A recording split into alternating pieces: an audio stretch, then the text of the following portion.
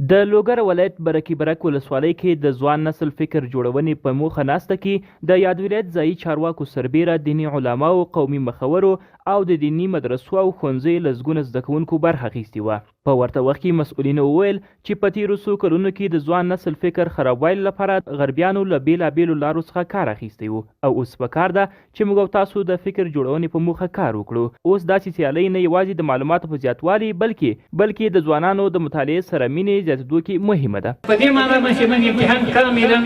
او 100% شفاف ده، هیڅ قسم چل دوکه غدر او خیانت دا پکې نشته. دینی معلومات تاسو راوړیا، عصري معلومات تاسو راوړیا، د نړیوالو له سیاستونو څخه ځان خبر کیا،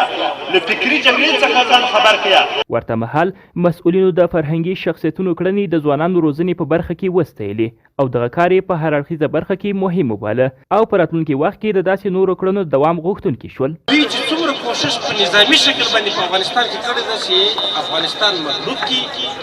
او له خپلې سلطې لاندې راوړي، په همدغه اندازه باندې دوی کوشش کړی ده چې په فکري شکل باندې هم دغه د افغانستان ولس او د افغانستان جامعات دا مغلوبه او د خپل استعمار لاندې راوړي. د یادولو وړ ده چې د ناستې په پای کې د لوګر ولایت اطلاعات او کلتور ریاست لخوا چې څه وخت دمخه د فکري جګړې تر نوم لاندې کتاب ازموینه اخیستل شوې وه، 10 تنه ګډونوالې په بېلابېلو ډالۍ وستایل شول.